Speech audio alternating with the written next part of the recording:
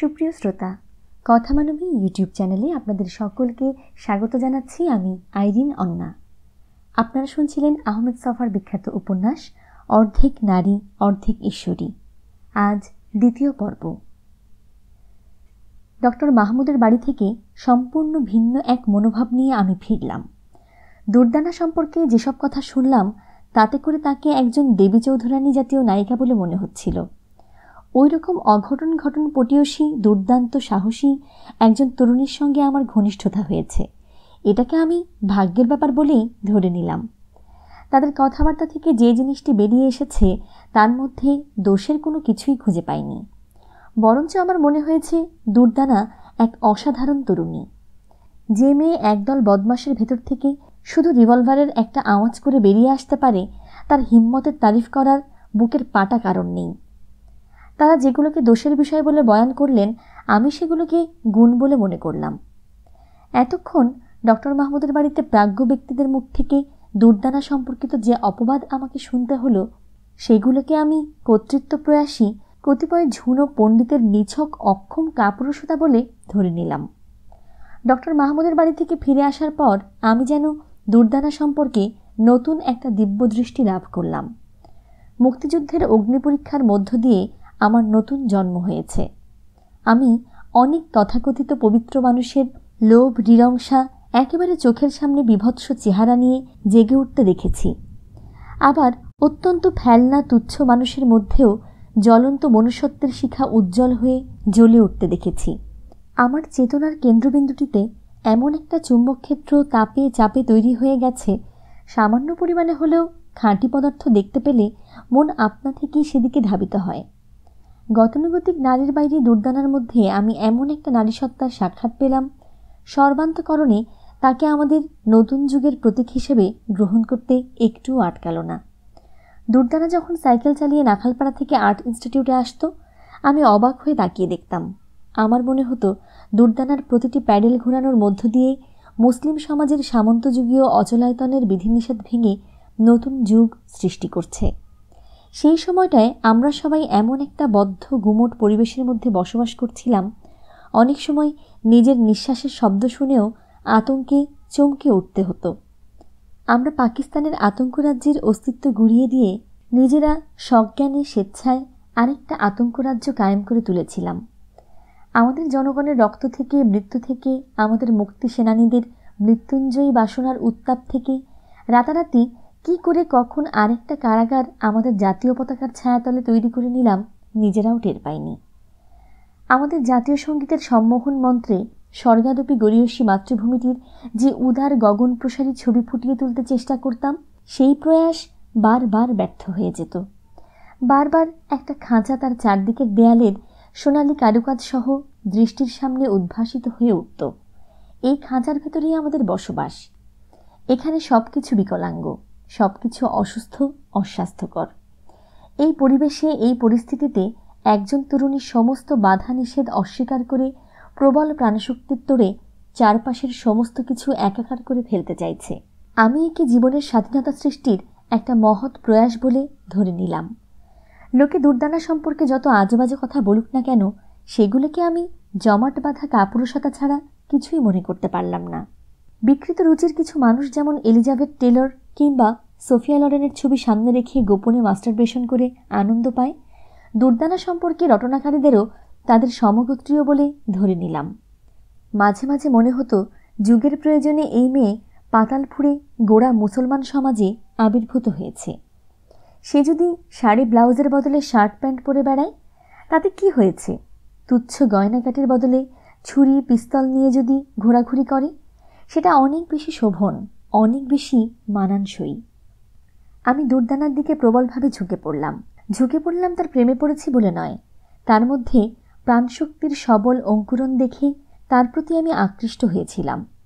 লোকে তার নামে যা তা বলে বেড়ায়, কারণ সে অন্যরকম। কেউ কখনো বলতে পারেনি সে পুরুষ মানুষের সঙ্গে ক্লাবে গিয়ে মদ খেয়ে কখনো মাতাল হয়েছে, টাকা নিয়ে কোনো ধনী ব্যক্তির অঙ্কুশায়িনী হয়েছে, কিংবা প্রেমের ছলনা করে 7-5টা পুরুষ মানুষকে নাকে দড়ি দিয়ে ঘুরিয়ে বেরিয়েছে। লোকে তার নিন্দে করত, কারণ সে ছিল একান্তভাবে সুস্থ এবং স্বাভাবিক। একদিন তার বাবা যখন বললেন কলেজে যাওয়া আসার রিক্সা ভাড়া দেওয়ার ক্ষমতা তার নেই, তখন সে সাইকেল চালানো শিখে নিয়ে একটা সেকেন্ড হ্যান্ড সাইকেল জোগাড় করে রিক্সা ভাড়ার সমস্যার খুব একটা সহজ সমাধান করে নিল। একা একটা মেয়েকে সাইকেলে চলাচল করতে দেখলে সময় অসময়ে বখাটে ছেলেরা তার উপর চড়াও হতেও দ্বিধা করত না। এই রকম উৎপাত থেকে আত্মরক্ষা করার জন্য সম্প্রতি সে নিজের সঙ্গে একটা চাকু রাখতে আরম্ভ করেছে। সাইকেল চালাতে গিয়ে একদিন সে আবিষ্কার করল শাড়ি পরে সাইকেল চালাতে বেশ অসুবিধা হয়। সে শাড়ির পাট চুকিয়ে দিয়ে প্যান্ট শার্ট পরতে আরম্ভ করল। তার ভাই চরমপন্থী রাজনীতি করত। রাজরোষ তার মাথার উপর উদ্যত খড়গের মতো ঝুলছিল। সরকার তার মাথার উপর চড়া দাম ধার্য করেছে। এমন ভাইয়ের বোন হিসেবে তার লুকিয়ে চুপিয়ে থাকা উচিত ছিল, কিন্তু দুর্দানা সে অবস্থাটা মেনে নেয়নি। ভাইয়ের বিপ্লবী রাজনীতি সম্বন্ধে তার অপরিসীম গর্ববোধ ছিল, তাই সবসময় সে মাথা উঁচু করে বেড়াত। আমাদের সমাজে এই এতখানি স্বাভাবিকতা সহ্য করার খুব বেশি মানুষ ছিল না। কেউ কেউ তাকে পথে ঘাটে আক্রমণ করত। যারা তার উপর হামলা করত দুর্দানা তাদের কোনো ক্ষতি করেনি। যারা তার নামে নানা রকম অশ্লীল গল্প রটিয়ে বেড়াত, তাদের যৌন যন্ত্রটা আসল জায়গার বদলে মগজের গভীর প্রদেশে অবস্থান করত বলে এমন সুন্দর কাহিনী তারা অনায়াসে রচনা করতে পারত। দুর্দানা আমার ঘরে এসেছে, দারোয়ান হোস্টেলে ঢুকতে বাধা দিয়েছে, সে পকেট থেকে ধারালো চাকু বের করে দারোয়ানের ভুঁড়ি ফাটিয়ে দিতে গিয়েছিল। বিশ্ববিদ্যালয়ের সব দারোয়ান একজোট হয়ে ভাইস চ্যান্সেলরের কাছে বিচার দাবি করেছে এবং ভাইস চ্যান্সেলর আমাকে ডেকে কড়া কৈফিয়ত তলব করেছেন। এই সব খবর গোটা বিশ্ববিদ্যালয় এলাকায় বোমা ফাটানোর মতো প্রতিক্রিয়া সৃষ্টি করল। আমি খুব অবাক হয়ে আবিষ্কার করলাম আর্ট ইনস্টিটিউটে দুর্দানা নামে এক ডাকাবুকো মহিলা আছে এবং সে সব ধরনের অকাণ্ড ঘটিয়ে তুলতে ওস্তাদ। একথা আমি ছাড়া সবাই জানে। ঘটনাটি মৌলানা হান্নানকে কীরকম বিচলিত করে তুলেছিল তার উল্লেখ করছি।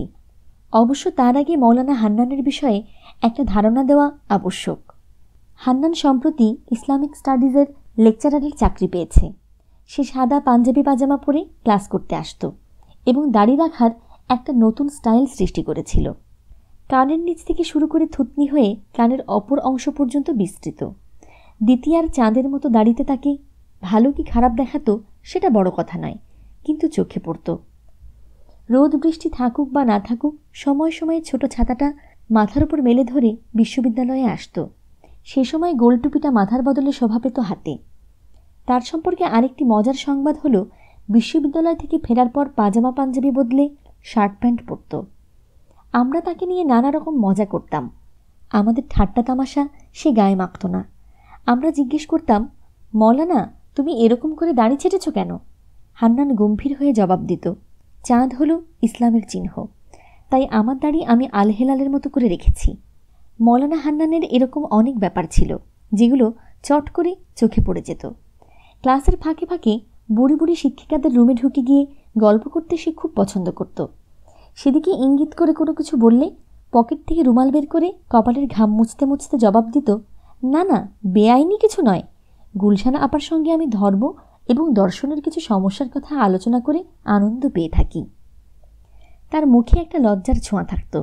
সেটা চাপা দেওয়ার জন্য গুলশান আপার ধর্মতত্ত্ব সম্বন্ধে কত অগাধ জ্ঞান বলে একটা নাতিদীর্ঘ লেকচার দিয়ে বসত। হান্নান এক শুক্রবার বিশ্ববিদ্যালয়ের মসজিদের সামনে আমাকে আটক করে বসল। সে জুমার নামাজ আদায় করে মসজিদ থেকে বেরিয়েছে। আমি তাকে পাশ কাটিয়ে চলে আসছিলাম। হান্নান আমার কলার ধরে হিড় হিড় করে ছাতিম গাছের গোড়ায় টেনে নিয়ে গেল। আমি আশঙ্কা করছিলাম হান্নান শুক্রবারে জুমার নামাজ পড়ার ফজিলত সম্পর্কে কিছু হেদায়েত করবে। আমিও একটু ভড়কে গিয়েছিলাম। সে আজ পাঞ্জাবির ওপর আজকান চাপিয়েছে, চোখে সুরমা, কানে আতর মাখানো তুলো গোজা, সব মিলিয়ে একটা পবিত্র পবিত্র ভাব। এই বিশেষ সাজ পোশাকে আমার সঙ্গে যদি গুলশান আপার সঙ্গে যেমন করে সেরকমভাবে ধর্মতত্ত্বের আলোচনা শুরু করে, আমি বেকায়দায় পড়ে যাব। তাই তাড়াতাড়ি কাট মারার জন্য বললাম, হান্নান কী বলবার আছে তাড়াতাড়ি বলো, খিদেয় প্রাণ বেরিয়ে আসছে। হান্নান আমার কথা গ্রাহ্যই করল না। জামার কলারটা ভালো করে চেপে ধরে বলল, জাহিদ, তোমার কাজটা বেআইনি হচ্ছে। আমি বললাম, বেআইনি কাজ তো তুমিই করো। গুলশান আপার মতো মডার্ন মহিলার সঙ্গে ধর্মতত্ত্বের আলোচনা করাটা হলো দুনিয়ার সবচাইতে বেআইনি কাজ। হান্নান আমার কথা মোটেই আমল না নিয়ে মুখ গম্ভীর করে বলল, আমি জানি তুমি দুর্দানা বেগমের সঙ্গে আড্ডা দিয়ে আসছো। আমি বললাম, আড্ডা দিয়ে আসছি ভালো করেছি, তুমি জানলে কি করে? সে বলল, শাহবাগ থেকে আসার সময় তোমাদের দুজনকে দেখেছি। আমি বললাম, দেখেছ? বেশ করেছ। মৌলানা, তুমি মিছিমিছি নামাজ পড়লে, আল্লাহ তোমার জুমার নামাজ কবুল করবে না। তুমি নামাজ পড়তে পড়তে কোন ছেলে কোন মেয়ের সঙ্গে কি করলো এসব চিন্তা করেছ? কলার ছাড়ো, আমি যাই। মৌলানা হান্নানের মুখের ভাবে একটা পরিবর্তন এলো। জাহিদ, আমি তোমার ভালোর জন্যই বলছিলাম, দুর্দানা বেগমের সঙ্গে তোমার মেলামেশা ঠিক হচ্ছে না। কথাটা শুনে চটে উঠলাম। হান্নান, হঠাৎ করে আমার ভালো মন্দ নিয়ে তুমি এমন আগ্রহী হয়ে উঠলে কেন? সে বলল, আহা ভাই, চটো কেন? দুর্দানা বেগম একটা বিপজ্জনক মহিলা। সে শার্ট প্যান্ট পরে, গলায় মেশিন গানের বুলেটের হাড় ঝোলায়, পকেটে এই এত বড় চাকু রাখে, বেটা ছেলেদের কাঁধে হাত দিয়ে কথা বলে, ভুস ভুস ধোঁয়া ছেড়ে সিগারেট খায়, আর সাইকেলে চড়ে যেখানে সেখানে চলে যায়। বন্ধু হিসেবে বলছি, অনেক খবর আমি রাখি। তবে একটা কথা তোমাকে বলি, দুর্দানা সত্যিকারের মেয়ে ছেলে কিনা আমার সন্দেহ আছে। আমার ইচ্ছে হচ্ছিল দুর্দানাকে গিয়ে ডেকে আনি এবং বলি, দুর্দানা, তোমার ছুরিখানা মৌলানা হান্নানের থলথলে ভুঁড়িটার মধ্যে ঢুকিয়ে দাও।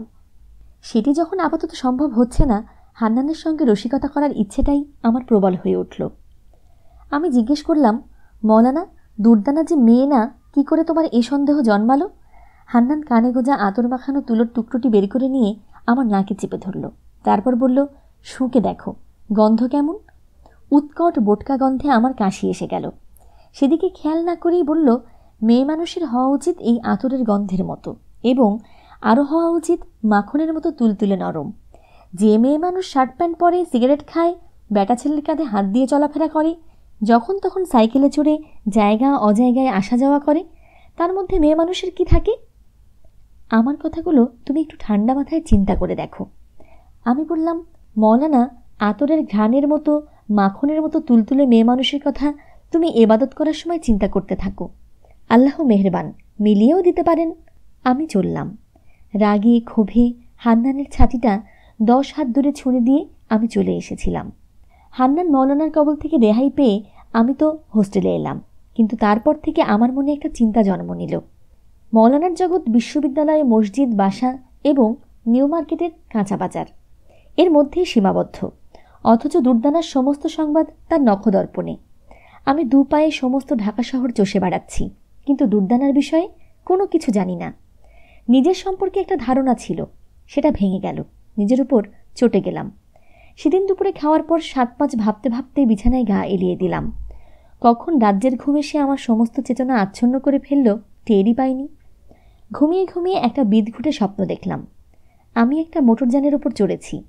গাড়ি, ট্রাক, পিকআপ, এমনকি জিপের সঙ্গেও যানবাহনটির তুলনা চলে না।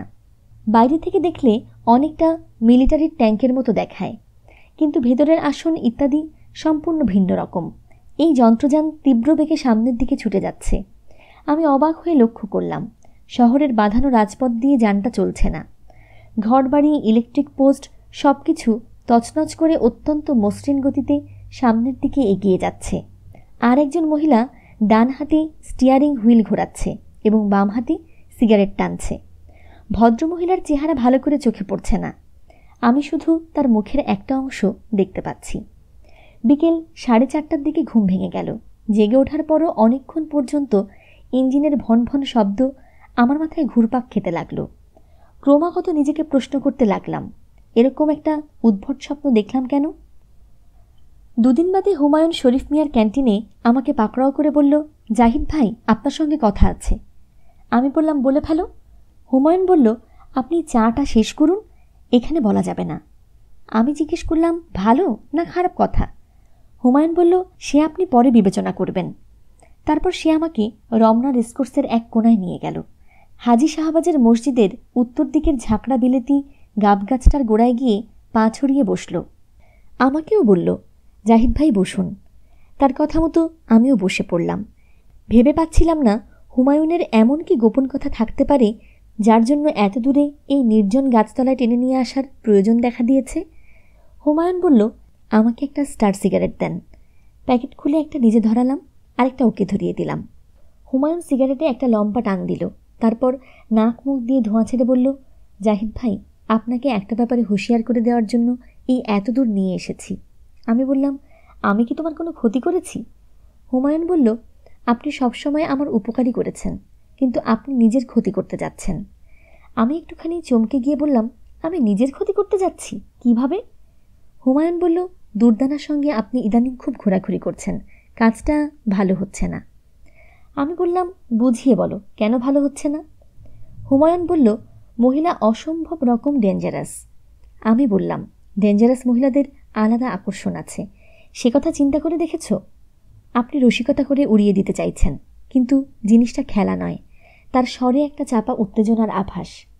আমি অবাক হয়ে তার মুখের দিকে তাকিয়ে মনের ভাষা বুঝতে চেষ্টা করলাম। হুমায়ুনের মুখটা লাল হয়ে উঠেছে। সে বলতে থাকলো, জানেন আমরা আপনাকে কীরকম শ্রদ্ধা করি। আপনাকে এমন কাজ করতে দিতে পারিনি যাতে সে শ্রদ্ধার ভাবটি চলে যায়। একটুখানি ভ্যাবাচেকা খেয়ে গেলাম। হুমায়ুন কি বলতে চাইছে সেটাই আমার পক্ষে বোঝা সম্ভব হচ্ছিল না। আমি বললাম, তোমরা শ্রদ্ধা করো ঘৃণা করো সে তোমাদের ব্যাপার। আমি তোমাদের বলিনি যে আমাকে শ্রদ্ধা করতে হবে। আর যদি শ্রদ্ধাই করো, তোমাকে খুলে বলতে হবে কি কারণে সেটা চলে যাওয়ার উপক্রম হয়েছে। হুমায়ুন বলল, আপনি দুর্দানার সঙ্গে কোনো সম্পর্ক রাখবেন না। আমি বললাম, কেন রাখবো না সেটা তো বুঝিয়ে বলতে হবে। তোমার সঙ্গে ওই মহিলার হৃদয় ঘটিত কোনো ব্যাপার আছে? হুমায়ুন থু করে একদলা থুতু ফেলল। আমাকে কি এতই বাজে লোক মনে করেন যে ওই মহিলার সঙ্গে হৃদয় ঘটিত সম্পর্ক তৈরি করব? তার সবটাই তো শরীর, হৃদয় কোথায়? আমি বললাম, মহিলার শরীর মন্দ জিনিস নয়। রোগা ছিপছিপে মহিলাকে নিয়ে ঘর করে আসছো, শরীরের মাহাত্ম্য বোঝার সুযোগ পাওনি, তাই এই কথা বলছো। আমার কথা শুনে হুমায়ুনের মেজাজ সপ্তমে চড়ে গেল। সে ঘেরওয়ালা পাঞ্জাবির পকেট হাতিয়ে একটা পিস্তল বের করে আনলো। আমাকে বলল, ধরে দেখেন। দেখলাম এই মারণাস্ত্রটির পিছল শীতল শরীর। সে আমারই সামনে যন্ত্রটি খুলে 6টি সূচলো গুলি দেখালো। তারপর ট্রিগারে হাত দিয়ে বলল, জানেন এখানে একবার চাপ দিলে একটা গুলি বেরিয়ে আসবে, এবং একটা গুলি একজন মানুষকে খুন করার পক্ষে যথেষ্ট। আমার হাসি পেয়ে গেল। হুমায়ুন পিস্তল দেখিয়ে দৈনিক বাংলার সাহিত্য সম্পাদককে কবিতা ছাপতে বাধ্য করেছে। সেই টেকনিকটা আমার উপর প্রয়োগ করতে এসেছে। হুমায়ুন বলল, তাহলে জাহিদ ভাই, আপনার সঙ্গে ফাইনাল কথা বলতে চাই। আমি বললাম, বলে ফেলো। সে বলল, দুর্দানার সঙ্গে মেশামেশি বন্ধ করতে হবে।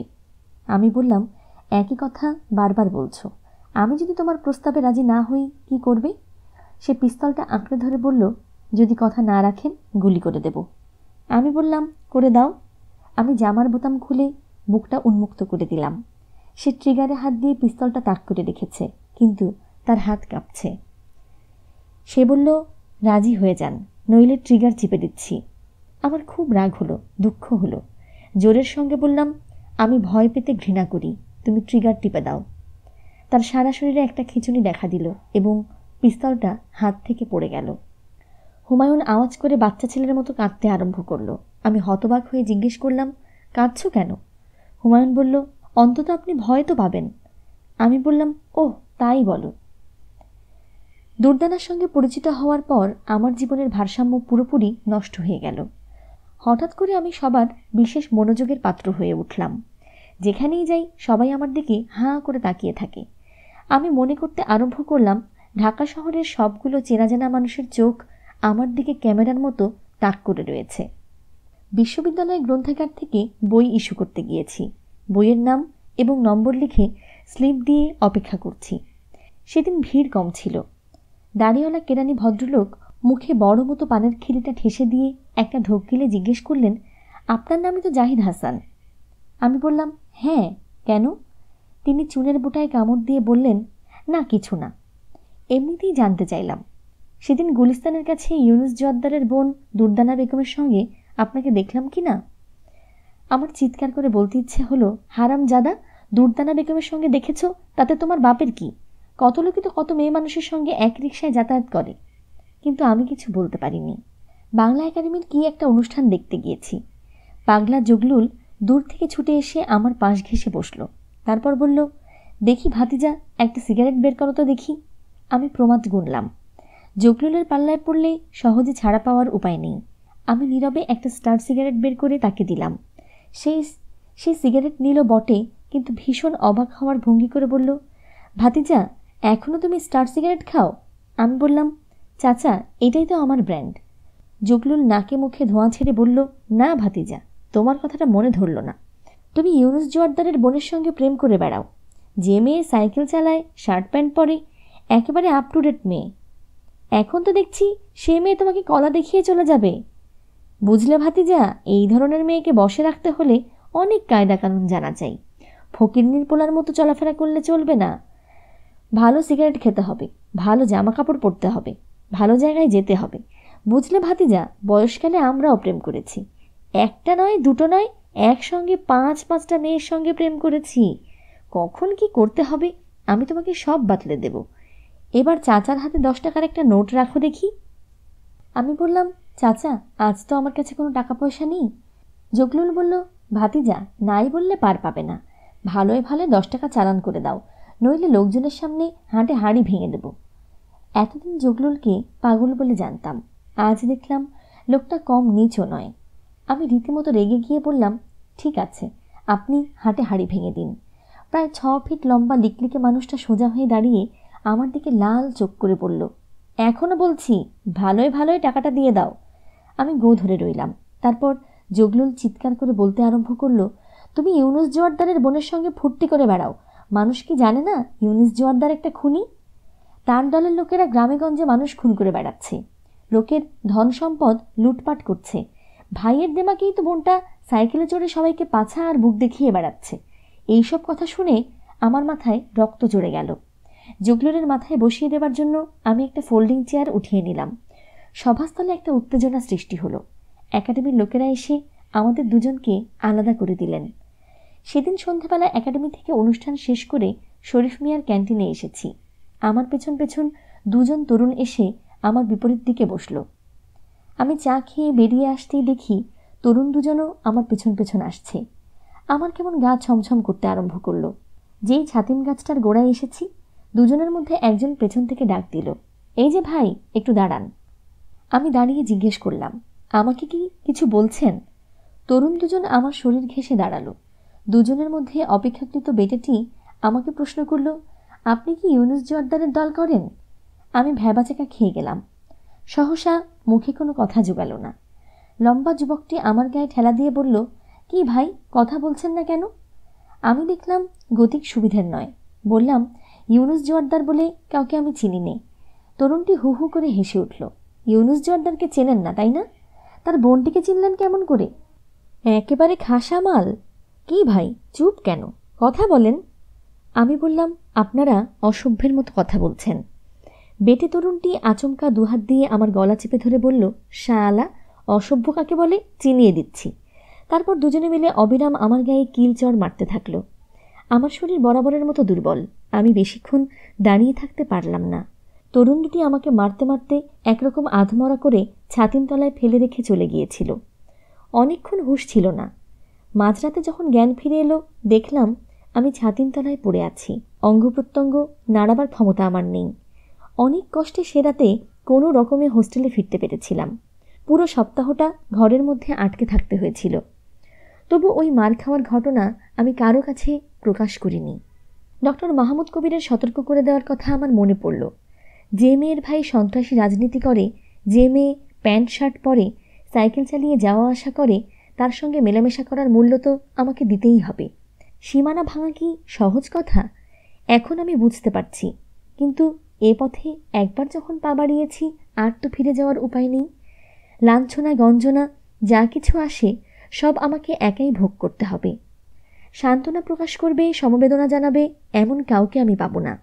মার খেয়েছি কথাটি আমি কোনো লোকের কাছে বলিনি, কারণ মার খাওয়ার কথা বলার মধ্যে আমি অপমান ছাড়া আর কিছুই দেখতে পাইনি। তবু হপ্তাখানেক পর যখন ঘরের বাইরে এলাম, গভীর বেদনার সঙ্গে হজম করতে হলো সরকারি দলের ছাত্ররা আমাকে মারতে মারতে আধমরা করে ফেলে গিয়েছিল। এই কথা সবাই জেনে গিয়েছে। এই প্রথম উপলব্ধি করলাম আমি একটা গ্যাড়াকলের মধ্যে আটকা পড়ে গিয়েছি। এখন আমি যেখানেই যাব, এরপর রাজরোষ আমাকে অনুসরণ করতে থাকবে। আবার ডক্টর মাহমুদ কবিরের আরেকটি চিরকুট পেলাম। তিনি আমাকে সন্ধ্যায় তার বাড়িতে যেতে বলেছেন। আমি ঠিক করলাম যাব না, কারণ তার ওখানে গেলে তিনি হুকোয় লম্বা টান দিয়ে সবাইকে শুনিয়ে শুনিয়ে বলবেন, কি হে ছোকরা, এখন কেমন বোধ করছো? তখন তো আমি তোমাকে সাবধান করে দিয়েছিলাম। তিনি যে একজন মস্ত বড় ভবিষ্যৎ বক্তা, এ সত্যটি প্রমাণ করার জন্য তার বাড়ি অবধি ছুটে যাওয়ার মধ্যে কোনো অর্থ খুঁজে পেলাম না। অপমান, লাঞ্ছনা যা কিছু আসুক আমি একাই সহ্য করব। কারো সহানুভূতি আমার প্রয়োজন নেই। হঠাৎ করে আমি শহীদ হওয়ার দৃষ্টি দিয়ে সমস্ত মানব সম্পর্ক বিচার করতে আরম্ভ করলাম। শহীদের হৃদয়ের আবেগ অনুভূতি নিয়ে আমি তামাম দুনিয়াটাকে দেখতে আরম্ভ করলাম। ইউনুস জোয়ার্দার মানুষটিকে আমি কোনোদিন নিজের চোখে দেখিনি, কথা বলিনি। তিনি কি দিয়ে ভাত খান এবং কোথায় যান কিছুই জানি নে। তার রাজনীতির বিন্দু বিসর্গ সম্পর্কেও আমার কোনো ধারণা নেই। তারপরেও আমার মনে হতে থাকলো জোয়ার্দারের সঙ্গে আমার একটা সম্পর্ক তৈরি হয়ে গেছে। আমি ভীষণ কৌতূহলী হয়ে তার সম্পর্কে নানান তথ্য সংগ্রহ করতে লেগে গেলাম। ধীরে ধীরে তার রাজনৈতিক কর্মকাণ্ডের একটা ধারণা আমার মনে জন্ম নিতে আরম্ভ করল। শহরের দেয়ালে দেয়ালে আলকাত্রার লিখন দেখে আমার মনে হতে থাকলো ইউনুস জোয়ার্দার ধারে কাছে কোথাও লুকিয়ে রয়েছেন এবং আমার দিকে তীক্ষ্ণ দৃষ্টি পেতে রেখেছেন। আমি রিভলভার দিয়ে শ্রেণীশত্রু খতম করার কাজে অংশগ্রহণ করিনি। রাত দুপুরে আড়তদারের আড়তে হামলা করিনি। পুলিশ কিংবা রক্ষী বাহিনীর সঙ্গে সামনাসামনি বন্দুকযুদ্ধে নামিনি। গ্রামগঞ্জের বাজারে কারফিউ জারি করে গণশত্রুদের ধরে এনে গণ আদালতে মৃত্যুদণ্ড ঘোষণা করিনি। চেয়ারম্যান মাও সেতুংয়ের নামে স্লোগান দিয়েও গাঁও গ্রামের জমাট বাঁধা অন্ধকার কাঁপিয়ে তুলিনি। গোপন দলের হয়ে চাঁদা সংগ্রহ করিনি। গাঢ় আলকাত্রার অক্ষরে দেয়ালে লিখন লিখিনি। গোপন দলের সংবাদ আনা নেয়া করিনি। তাদের ইশতেহারও বিলি করিনি। কোনো কাজে অংশগ্রহণ না করেই কেমন করে আমি মানসিকভাবে ইউনুস জোয়ার্দারের সঙ্গে জড়িয়ে গেলাম। নিজের অজান্তেই আরেকটি গোপন পৃথিবীর বাসিন্দা হয়ে গেলাম। সেই পৃথিবীর চোখের সামনে দৃশ্যমান পৃথিবীর কোনো নিয়ম রক্ষা করে না। যেখানে সূর্য ভিন্ন রকম আলো ছড়ায়, চাঁদ ভিন্ন রকম কিরণধারা বিতরণ করে, সেই পৃথিবীর আকাশে ভিন্ন রকমের গ্রহ নক্ষত্র শোভা বিস্তার করে। শিশুদের চোখে ম্যাজিক ল্যান্টার্নের ফোকর দিয়ে যেমন মায়াজগতের চেহারা মূর্ত হয়ে ওঠে, আমিও দুর্দানার মধ্য দিয়ে একটা গোপন পৃথিবীর নিবিড় স্পর্শ অনুভব করে একা একা রোমাঞ্চিত হয়ে উঠছিলাম। দুর্দানা যখন আমার সামনে এসে দাঁড়াতো, আমার শরীরের সমস্ত রক্ত মিছিল করে উজানে ছুটতে থাকত। তরল রঙিন মদের নেশার মতো আমার চেতনার মধ্যে সোনালি বুদবুদ খেলা করত। দুর্দানা একটি মেয়ে, একটি অজানা পৃথিবীর প্রতীক, এই ভাবনাটাই আমার জন্য যথেষ্ট ছিল।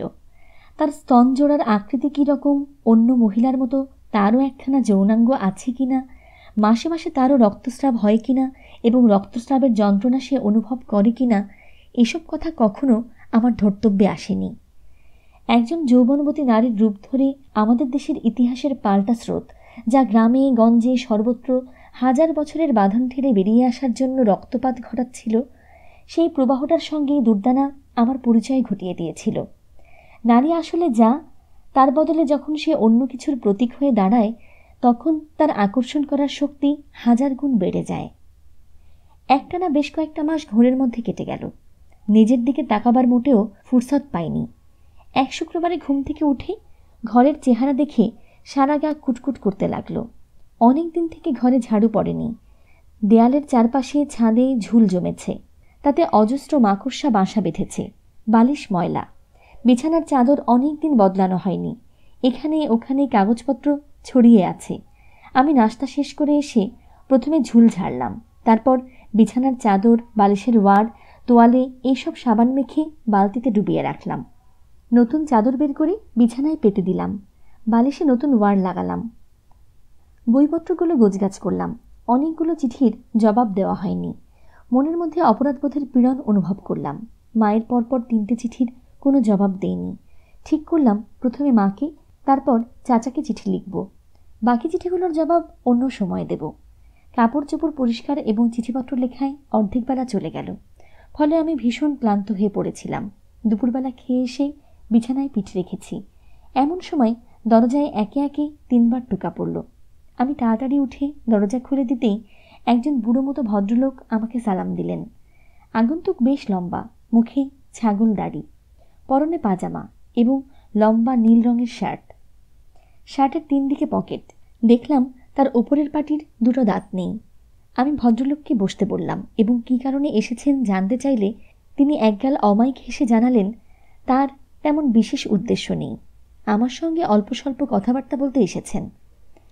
আমার সঙ্গে তার কখনো পরিচয় হয়েছিল কিনা জানতে চাইলাম। ভদ্রলোক এবারও হেসে জানালেন না, তার সঙ্গে আমার মৌখিক পরিচয় হয়নি বটে, তবে তিনি আমাকে চেনেন। নানা সভা সমিতিতেই তিনি আমার বক্তৃতা শুনেছেন। আমার কথাবার্তা শুনে খুব পছন্দ হয়েছে, তাই আজ পরিচয় করতে ছুটে এসেছেন। ভদ্রলোকের কথাবার্তা শুনে আমার বুকের ছাতি একটুখানি ফুলে উঠল। তার দিকে সিগারেটের প্যাকেটটা বাড়িয়ে ধরলাম। তিনি সবিনয়ে প্রত্যাখ্যান করলেন এবং জানালেন পান, সিগারেট, চা কিছুই খান না। কেবল দুপুরে এবং রাতে খাওয়ার পর মুখশুদ্ধির জন্য অর্ধেক করে হর্তকি খেয়ে থাকেন। মৃদু হেসে এও জানালেন হর্তকি সেবনের এই অভ্যাস তিনি প্রাইমারি স্কুলের শিক্ষক অম্বিকা বাবুর কাছ থেকে পেয়েছিলেন। হর্তকি খুব উপকারী জিনিস। এছাড়াও তিনি প্রতিদিন ঘুম থেকে উঠে পুরো 1 গ্লাস ত্রিফলা ভেজানো পানি পান করে থাকেন। আর এই পানির গুণ এত বেশি যে পিত্তচড়া, অগ্নিমান্দ এসব রোগ ধারের কাছেও ঘেঁষতে পারে না। ভদ্রলোকের কথাবার্তা শুনে তার উপর আমার ক্রমশ শ্রদ্ধা বৃদ্ধি পাচ্ছিল। এইরকম একজন সাত্ত্বিক স্বভাবের মানুষ সভা সমিতিতে আমার বক্তৃতা শুনে আমার প্রতি আকৃষ্ট হয়েছেন শুনে মনটা খুশিতে গান গিয়ে উঠতে চাইল। আমার উষ্মা, বিরক্তি সব কোথায় চলে গেল। আমি তরিবৎ সহকারে ভদ্রলোক কোথায় থাকেন জানতে চাইলাম। ভদ্রলোক জানালেন তিনি আমার খুব কাছেই নীলক্ষেতের একটা অফিসে ছোটোখাটো গোছের কাজ করেন। তার আসার কারণ জিজ্ঞেস করলে তিনি খুক খুক করে হেসে উঠলেন। তারপর বললেন, অত্যন্ত তুচ্ছ ব্যাপার স্যার, শুনলে আপনার হাসি পাবে। আমি বললাম, তবু আপনি বলুন। তিনি 1 গ্লাস পানি খেতে চাইলেন। আমি পানি ভর্তি গ্লাসটা তার সামনে বাড়িয়ে দিলাম। তিনি আস্তে আস্তে ঢোক গিলে গিলে সম্পূর্ণ পানিটুকু পান করলেন। তারপর মুখ খুললেন। স্যারকে প্রতিদিন দুর্দানা বেগমের সঙ্গে চলাফেরা করতে দেখি। এরকম ভালো দাগহীন মেয়ে আমি কম দেখেছি। শার্ট প্যান্ট পরে একটু পাগলামি করলে কি হবে, একেবারে খাঁটি মেয়ে। ওই মেয়ের মধ্যে কোনো রকম নোংরামি থাকতে পারে না। আসলে স্যার, আমরা মুসলমানরা পর্দা পর্দা বলে যতই চিৎকার করি না কেন, পর্দা করলেই যে মানুষের স্বভাবের পরিবর্তন হয়ে যাবে এটা কোনোদিন ঠিক হতে পারে না। যাকে বলে ঘোমটার মধ্যে খ্যামটা নাচ, সে তো সব জায়গাতেই চলছে। ভদ্রলোক যেই দুর্দানার নাম উচ্চারণ করলেন আমি সচকিত হয়ে উঠলাম। কারণ এ পর্যন্ত দুর্দানার ব্যাপার নিয়ে যত মানুষ আমার সঙ্গে কথা বলেছে সবার কাছ থেকেই একটা প্রচ্ছন্ন বিপদের ইঙ্গিত পেয়েছি। ভদ্রলোকের মতলবখানা কি আমি আঁচ করতে চেষ্টা করলাম। আমার চোখে মুখে একটা কঠোরতার ভাব ফুটে উঠল। সেটা ভদ্রলোকের দৃষ্টি এড়াল না। তিনি জানালেন তার নাম ইউনুস মোল্লা। দুর্দানা বেগমের ভাইয়ের নামে নাম, তাই দুর্দানা বেগমের প্রতি একটা ভ্রাতৃসুলভ স্নেহ অনুভব করে থাকেন এবং এই স্নেহের টানেই তিনি আমার কাছে আসতে বাধ্য হয়েছেন। তিনি বললেন, স্যার, নামে নামে মিল হয়ে যাওয়ার মধ্যে একটা ব্যাপার আছে। যেমন ধরুন, ইউনুস জোয়ারদার সাহেবকে আমি কখনো চোখে দেখিনি, তবু তার দুঃসাহসী কাজের কথা শুনতে শুনতে আমার একটা আগ্রহ জন্মে গেছে। বোঝেন তো স্যার, নামে নামে মিল চুম্বকের মতো একটা আকর্ষণ সৃষ্টি করে। তাই স্যারের কাছে এলাম। ইউনুস জোয়ারদার সাহেব সম্পর্কে কিছু জানার খুব খায়েশ। আমি জানালাম। জোয়ারদারের নাম তার মতো আমিও শুনেছি, কিন্তু তাকে কোনোদিন চোখে দেখিনি। আমার কথা শুনে ইউনুস মোল্লা সাহেব অবাক হওয়ার ভঙ্গি করলেন। কি যে বলেন স্যার, বোনের সঙ্গে এত খাতির অথচ ভাইয়ের ব্যাপারে কিছুই জানেন না, এটা কেমন করে হয়? আজ না জানতে পারেন, একদিন তো জানতে পারবেন। বেগম সাহেব আপনাকে না জানিয়ে কি পারবেন? স্যার, এরপর থেকে আমি আপনার কাছে যাওয়া আসা করতে থাকব, অবশ্য স্যার যদি বিরক্ত না হন। আমার কেমন জানি সন্দেহ হলো। আমি বললাম, ইউনুস সাহেব, ঠিক করে বলুন তো আপনি কি করেন? তিনি বিনয়ে বিগলিত হয়ে জানালেন, অদৃষ্টের ফেরে তাকে অতিশয় তুচ্ছ কাজ করতে হচ্ছে। তিনি নীলক্ষেত ব্রাঞ্চের স্পেশাল ব্রাঞ্চের ইন্সপেক্টর। বুঝলাম পেছনে গোয়েন্দা লেগেছে। পাগলা জগলুল আমার ভেতরে একটা বিশ্রী জিনিস ঢুকিয়ে দিয়েছে। আগের মতো জামা কাপড় পরে আমি নিশ্চিন্ত হতে পারি না। আমার কাপড় চোপড় দুর্দানার একটা বিবেচনার বিষয় হতে পারে আগে চিন্তাও করিনি। এখন পোশাক আশাকের ব্যাপারটা আমার প্রধান মনোযোগের কারণ হয়ে দাঁড়িয়েছে। কোন প্যান্টের সঙ্গে কোন শার্টটা পরলাম, ম্যাচিং ঠিকমতো হলো কিনা, এসব জিনিসে দৃষ্টি দিতে হচ্ছে। অসম্ভব কষ্টের সঙ্গে আবিষ্কার করলাম আমার শার্টগুলো অত্যন্ত বিশ্রী, প্যান্টগুলোর কোনো ছিঁড়িছাদ নেই, পরে লজ্জা নিবারণ করা যায় কোনো মতে। পোশাকের ভেতর দিয়ে একজন মানুষের রুচি সংস্কৃতি প্রকাশিত হয়, এসব কথা কোনোদিন ঘুণাক্ষরেও মনে আসেনি। তাই ধার করে নতুন জামাকাপড় বানাতে হলো। আগে একটা শার্ট এক নাগাড়েই 4-5 দিন পরতাম, এখন 2 দিনের বেশি পরলে দুর্গন্ধে নিজের শরীরটাই গুলিয়ে উঠতে থাকে। ঘন ঘন লন্ড্রিতে পাঠাবার মতো পয়সা আমার নেই। নিজের হাতে পরিষ্কার করে তারপর ইস্ত্রি করি। ইস্ত্রি করা শিখে নিতে হয়েছে। আমার নিজের ইস্ত্রি ছিল না। কেনার পয়সাও ছিল না। আমার এক বন্ধুর বড় বোনের বাড়িতে একটা ইস্ত্রি নষ্ট হয়ে পড়েছিল। সেই অকেজো জিনিসটাকেই মেরামতের দোকান থেকে সারাই করে কোনো রকমে কাজ চালিয়ে নেই। এক ছুটির দিনে কাপড় ইস্ত্রি করছিলাম। পুরনো মালে নির্ভর করার উপায় নেই। তাপ বেশি হলে কাপড় পুড়ে যাবার সম্ভাবনা। রেগুলেটর ঠিকমতো কাজ করছিল না। আবার যদি হাতাটাতে লেগে যায়, শখ খেয়ে পটল তুলতে হবে। তাই সুইচ বন্ধ করে ভাবছিলাম এখন কি উপায়। ঘেমে সারা শরীরে আমি নেয়ে উঠেছিলাম। এই রকম একটা অবস্থার মধ্যে ঘরে ঢুকলো সেই বুড়ো দারোয়ান হাফিজ। সে আমার হাতে 2 আঙ্গুলে লম্বা একটা স্লিপ ধরিয়ে দিয়ে বলল, স্যার, আর একোয়া মেম সাব। তারপর খুব ধারালো একটা হাসি ছুড়ে দিল। এটা এমন এক ধরনের হাসি, দেখলে সারা শরীরে জ্বালা ধরে যায়, অথচ কিছু বলার নেই। এই অস্বস্তিকর অবস্থা থেকে মুক্তি পাওয়ার জন্য বললাম, দুর্দানা এসেছে? হাফিজ একটা জবর জবাব দিল, না স্যার, এটা মেম সাব, দেখলে চিনন যায়। দুর্দানা সাব তো ফুল সাব। অপমানটা আমি গায়ে মাখলাম না, বললাম, পাঠিয়ে দাও। অন্তত মিনিট 3 পর আমার ঘরে একটি মেয়ে ঢুকল। মেয়ে আমি ইচ্ছে করেই বলছি, কারণ ভদ্রমহিলা হিসেবে তাকে মেনে নিতে আমার মন সায় দিচ্ছিল না। তার গায়ের রং অসম্ভব রকম ফর্সা। একখানা ফিনফিনে রেশমের শাড়ি তার শরীর ঢেকে রেখেছে। শরীরের প্রতিটি বাঁক স্পষ্টভাবে দেখা যাচ্ছে। পানির রসে তার ঠোঁট দুটো লাল। মুখের ভাবে একটা অকালপক্যতার ছাপ। মাথার চুলগুলো ছোট ছোট। এ ধরনের মেয়ে সচরাচর চোখে পড়ে না। মেয়েটির বয়স নেহাত কম হয়নি, কিন্তু বারটা ঠিকই আছে। অবশ্য এ কারণেই তাকে ভদ্রমহিলা বলা যাবে কিনা তাই নিয়ে আমি ইতস্তত করছিলাম। অবশ্য ভদ্রমহিলা দামি কাপড় চোপড় পরলেও তার পরার ধরন আপনা থেকেই একটা আনাড়িপনা জানান দিয়ে যাচ্ছে। তার পোশাক আশাক দেখলে মনে হবে ওগুলো পরা হয়নি, শরীরের সঙ্গে ঝুলিয়ে রাখা হয়েছে। আমি বললাম, বসুন। মেয়েটি চেয়ারের ওপর থপ করে বসে কোনো রকম ভূমিকা না করেই জানিয়ে দিল, আমার নাম কল্পনা আক্তার লুলু। আমি এবার ইডেন থেকে বিএ ফাইনাল দেব এবং হোস্টেলেই থাকি। আমার আব্বা ছিলেন জগন্নাথ কলেজের ex vice principal Jalaluddin Haider Chowdhury. কল্পনা প্রতিটি শব্দ চিবিয়ে চিবিয়ে এমনভাবে উচ্চারণ করে যা মনের মধ্যে গেঁথে যায়, কিন্তু তার দাঁতগুলো খুবই সুন্দর। আমি বললাম, লুলু, আপনার আব্বা কি এখন বেঁচে নেই? মেয়েটি যেন তেড়ে এলো, আমার আব্বার সংবাদে আপনার কাজ কি? আমি আপনার সঙ্গে ঝগড়া করতে এসেছি। দুর্দানার সঙ্গে পরিচয় হওয়ার পর থেকে আমি সব রকম অসম্ভব অস্বাভাবিক পরিস্থিতির জন্য তৈরি থাকতে অভ্যস্ত হয়ে উঠেছি। আমি বললাম, লুলু, আমি কোথায় কিভাবে আপনার ক্ষতি করলাম? মেয়েটি মুখ ঝামটা দিয়ে উঠল, মশাই, আপনি ন্যাকার মতো কথা বলবেন না। কি ক্ষতি করেছেন আপনি নিজে জানেন না? সত্যি সত্যি আমাকে মাথায় হাত দিয়ে চিন্তা করতে হলো, কখন কোথায় কিভাবে মেয়েটির ক্ষতি করলাম। আমি বললাম, লুলু, আপনি বোধহয় ভুল করছেন। আপনি যাকে তালাশ করছেন আমি সে ব্যক্তি নই। আপনার সঙ্গে আমার কোথাও কোনোদিন দেখাই হয়নি, সুতরাং ক্ষতি করার প্রশ্নই ওঠে না। আমার কথা শুনে কল্পনা আক্তার লুলু টেবিল থেকে পানির বোতলটা তুলে নিয়ে মেঝের উপর ছুঁড়ে মারল। ঝনঝন করে বোতলটা ভাঙল। ভাঙা কাচের কুচি ঘরময় ছড়িয়ে পড়ল। আমি ভাবলাম, মহা মুশকিলে পড়া গেল। আবার পাগল টাগল নয় তো? লুলু বলল, আপনাকে আমি খুব ভালোভাবে চিনি। আপনার নাম জাহিদ হাসান। আপনি অত্যন্ত নোংরা চরিত্রের মানুষ। আপনাকে চিনতে আর বাকি আছে? আপনার সঙ্গে মেলামেশা করার পর থেকে দুর্দানা অন্যরকম হয়ে যাচ্ছে। আপনি তাকে নষ্ট করেছেন। আপনাকে একদিন দেখে নেব। তার কথাবার্তার ধরন দেখে মজা পেয়ে গেলাম। আমি বললাম, না লুলু, দুর্দানাকে আমি নষ্ট করিনি। আমাদের সম্পর্ক এখনও পোশাকের বাঁধনও অতিক্রম করেনি।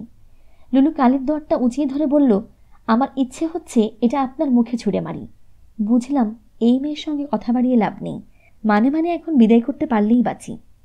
আমি বললাম, আপনি সত্যি করে বলুন তো, দুর্দানা কি আপনাকে বলেছে আমি তাকে নষ্ট করেছি? লুলু টেবিলে থাবা বাজিয়ে বলল, নষ্ট করবার বাকি কি রেখেছেন? এখন দুর্দানা আমার সঙ্গে ঘুমাতে চায় না। সে বাড়ি গিয়ে শাড়ি সালোয়ার কামিজ পরতে চায়। এসব তো আপনার কাছ থেকেই শিখেছে। আমি তাজ্জব বনে গেলাম। এ কেমন ধারা নালিশ? বাঙালি মেয়ে মাত্রই তো শাড়ি কিংবা সালোয়ার কামিজ পরে। দুর্দানাও যদি পরে তাহলে অন্যায় কোথায়? দুর্দানা শাড়ি পরুক, সালোয়ার কামিজ পরুক, সে তার ব্যাপার। লুলু, আমার অপরাধ কোথায়? এবার লুলু চিৎকার করে বলতে আরম্ভ করল, আপনি নিজে মজা মারার জন্য তাকে মেয়ে বানাবার ষড়যন্ত্র করছেন। আমি চাই দুর্দানা সবসময় পুরুষ মানুষের মতো পোশাক পরবে। মেয়ে মানুষের পোশাকে তাকে একবারও দেখতে চাই না। আপনাকে এক্ষুনি কথা দিতে হবে, আপনি জীবনে কোনোদিন আর দুর্দানার সঙ্গে মিশবেন না। দুর্দানা সারা জীবন আমার এবং একমাত্র আমার থাকবে। আমাদের পুরুষ মানুষের প্রয়োজন নেই। আমরা দুজনেই যথেষ্ট। আপনাকে আমার কথায় রাজি হতে হবে, নইলে এক্ষুনি জোরে চিৎকার করে লোকজন জড়ো করে জানিয়ে দেব আপনি আমার শ্লীলতাহানির চেষ্টা করেছেন। ভেবে দেখলাম এই মেয়ের পক্ষে সব কিছুই সম্ভব। লুলু যদি সত্যি সত্যি চিৎকার দেয় এবং বলে যে আমি তার উপর চড়াও হয়ে শ্লীলতাহানির চেষ্টা করেছি, তাই শুনে লোকজন ছুটে আসবে এবং সবাই তার কথা সত্যি বলে মেনে নেবে। আমি আল্লাহর নাম নিয়ে শপথ করে বললেও কেউ আমার কথা বিশ্বাস করবে না। এই আপদ কি করে বিদায় করা যায় চিন্তা করতে লাগলাম। অগত্যা আমাকে বলতে হলো, লুলু, আপনার কথা আমি মেনে নিলাম। আমি আর কোনো দিন দুর্দানার সঙ্গে দেখা সাক্ষাৎ করব না এবং তার সঙ্গে সম্পর্কও রাখব না। লুলু বলল, মুখের কথায় চলবে না, আপনাকে স্ট্যাম্পে লিখে দিতে হবে। সে সত্যি সত্যি ব্যাগের ভেতর থেকে 3 টাকার স্ট্যাম্প বের করে আনলো। আমি তার কথা মতো লিখে দিলাম, আমি অমুকের পুত্র জাহিদ হাসান এই মর্মে অঙ্গীকার করিতেছি যে জীবনে দুর্দানা নাম্নী মহিলার সঙ্গে দেখা সাক্ষাৎ করিব না এবং কোনো প্রকার সম্পর্কও রাখিব না। আমার কাছ হইতে সই আদায় করে কল্পনা আক্তার লুলু গমিত হল। কিন্তু আমি একটা বড় ধাক্কা খেলাম। দুর্দানা কি সমকামী? সুপ্রিয় শ্রোতা বন্ধুরা, এই ছিল আজকের পর্বটি। পরবর্তী পর্বটি পেতে কথা মানবী ইউটিউব চ্যানেলটি সাবস্ক্রাইব করে পাশে থাকা বেল আইকনটি অন করে নিন। আর আমাদের কাজগুলো যদি আপনাদের ভালো লেগে থাকে তবে লাইক, কমেন্ট এবং শেয়ার করে বন্ধুদের মাঝে ছড়িয়ে দেবার অনুরোধ রাখছি। সকলে খুব ভালো থাকুন, সুস্থ থাকুন, আনন্দে থাকুন, নিরাপদে থাকুন। নিজের জন্য বাঁচুন, নিজের আপন মানুষদের জন্য বাঁচুন। অনেক অনেক শুভকামনা জানিয়ে আজকের মতো এখানেই শেষ করছি।